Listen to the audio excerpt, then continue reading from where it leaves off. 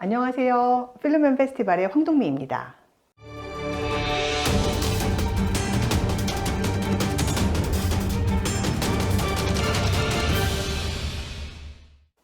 오늘은 칸느 국제영화제에 처음으로 초청되었던 한국 영화가 무엇이었을까? 그 작품에 대한 이야기를 하려고 합니다. 사실 칸느 영화제는 핑계고요. 그 영화의 감독이셨던 이두용 감독님에 대한 이야기를 좀 해보려고 합니다. 벌써 몇 년 됐죠. 기생충이 칸느 영화제에서 상을 받았고, 사실 2000년대 초반부터 해서 굉장히 훌륭한 여러 작품들이 칸느 영화제에서 감독상, 여우주연상, 또 심사위원 대상, 그리고 이제 기생충에 이르러서 작품상까지 받았죠. 그래서 어떻게 보면 한국 영화가 세계적으로 굉장히 인정받고 가장 권위 있는 영화제에서 상도 받고 하는 것 약간 자연스러운 상황이 되긴 했지만 사실 얼마 안 된 상황입니다. 한국 영화로서 처음으로 칸느 국제영화제 문을 두드려서 입성을 허락받았던 작품이 무엇인가 찾아보면 뜻밖에도 1984년에 주목할 만한 시선이라고 하는 섹션에 초청되었던 이두용 감독님이 연출하신 작품 여인 잔혹사 물레야라고 하는 작품이 처음입니다. 그러니까 1984년이라고 하면 사실 그렇게 오래된 건 아니죠. 그런데 약간 이상한 건 이두용 감독님이 그 작품을 출품할 당시에 주목할 만한 시선이라고 하는 섹션은 신인 감독들의 등용문이었는데 왜 그 섹션으로 초청되었을까요? 그 이전인 1980년에 이미 이두용 감독님은 피막이라고 하는 작품으로 베니스에서 상도 받으셨던 감독님이신데요.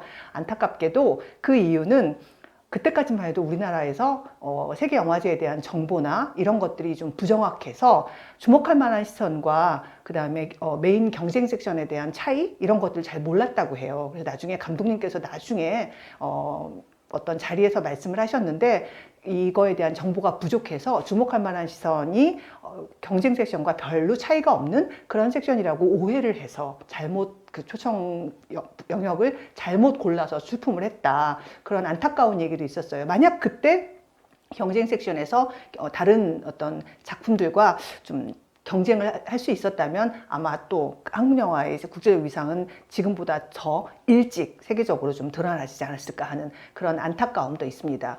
여기서 이제 이 작품을 연출하신 이두용 감독님 얘기를 좀 할 수가 있을 것 같아요. 앞서 말씀드렸던 것처럼 이미 1980년에 피막이라고 하는 작품으로 베니스 영화제에서 상도 받으셨고요.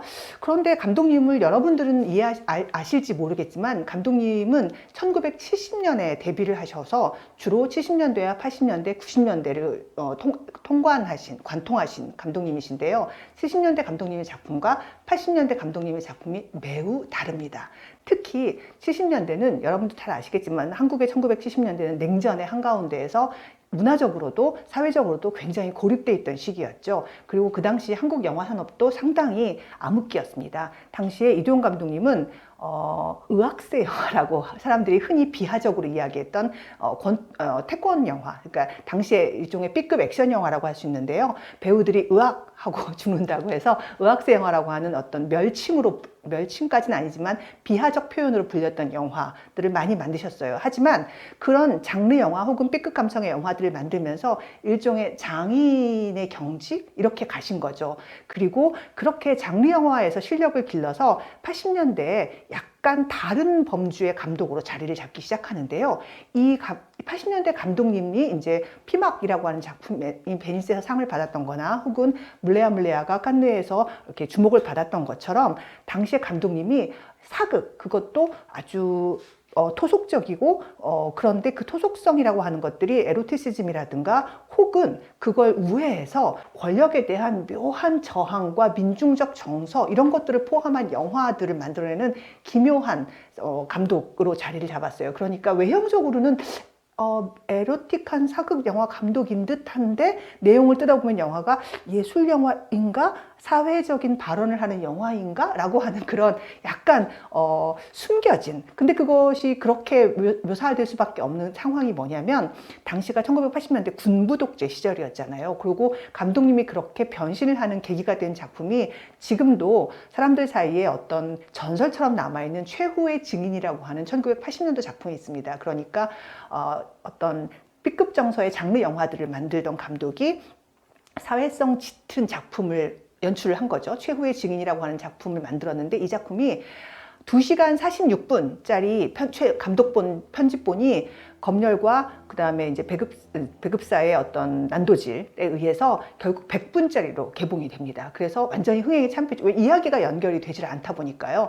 그런데 이야기는 굉장히 암울하고 그 한국 사회의 당시에 70년대 말 80년대 초반에 아주 암울한 분위기 안에서 어떤 이데올로기적 갈등과 그 갈등의 피해자들 사이에 벌어지는 세대를 넘어서는 비극 이런 이야기들을 다루고 있는데 이 작품이 그렇게 난도질 당하는 경험을 감독님이 하시고 그러면서도 또 자기 안에서 그런 장르적 세공 능력을 갖춘 장인의 역할이라고 하는 것들을 스스로 이렇게 품으면서 뭔가 사회적인 인사이트 이런 것들을 다음 작품에 녹아내는 방식으로 우회적으로 사극을 택하셨던 것 같아요. 그러면서 70년대와 80년대를 관통해서 굉장히 다른 감독의 모습으로 나타냈을 뿐더러 심지어 감독님은 한국 최초로 헐리우드 영화를 직접 연출하기도 한 그 1988년도에 헐리우드 영화를 직접 연출하기도 하셨고요. 또 1990년도에 넷이라고 하는 사극으로 아카데미 영화상 외국어상에 출품도 하기도 하셨고요. 그러니까 이렇게 보면 사실은 영화제에서도 그리고 그러니까 우리가 흔히 생각하는 예술 영화 감독으로서도 그리고 장르 영화 감독으로서도 일종의 일가견을 이루기도 했던 그런 감독님이라고 하실 수도 있죠. 제가 왜 갑자기 칸느 영화제부터 이도영 감독님까지 이야기를 했냐면요. 감독님께서 지난 1월 19일 날 돌아가셨어요. 그래서 한국이 어떻게 보면 한국 영화가 나름의 자기 역사를 갖추고 있고 그거를 산업적인 측면에서도 이야기를 할 수도 있지만 또 그 작가적인 관점에서 감독의 계보 이런 관점에서 우리가 바라볼 수도 있는데 이 감독님이 장르 감독으로서 혹은 산업 내에서 여러 가지 그 산업의 질곡들을 스스로 겪어냄으로써 그리고 그 산업의 질곡을 겪는 과정에서 스스로가 길을 내고 그 길을 후배들에게 열어주었던 선구자적인 선배로서의 모습 이런 것들이 이후에도 감독님이 이제 연로하시고 나서 작품 활동을 하기 어렵게 된 이후에도 여러 후배 감독들이 감독님에 대한 존경과 감독님 작품에 대한 어떤 재평가 과정 이런 것들을 주도하기도 했지만 여전히 부족하다는 생각이 들어요. 그래서 연구도 더 많이 하고 감독님 작품들도 더 많이 상영될 기회를 얻고 해서 감독님이 돌아가신 건 안타깝지만 이후에 좀 더 많이 연구가 되어지고 그래서 그런 전통들이 한국 영화에 좀 더 적극적으로 좀 스며들었으면 좋겠다라고 하는 생각에서 어찌 보면 칸느 영화제는 핑계고 감독님에 대한 추모의 마음으로 오늘 이야기를 해보았습니다. 감독님 작품 혹시 보시고 싶은 분 계시면 전에 제가 소개해드렸던 한국영상자료원이 운영하는 한국고전영화 그 유튜브 채널에서 이두영 컬렉션이라고 해서 아예 그 한 부분들을 이제 감독님 작품들을 여러 개를 좀 모아놓고 지금 이렇게 운영을 해서 보실 수가 있고요. 또 말씀드렸던 최후의 증인 같은 경우는 블루레이로 출시도 했습니다. 영상자료원에서요. 그래서 보시고자 마음만 먹으면 접근하실 수 있어서 한번 접근해 보셔도 좋을 것 같습니다. 감사합니다.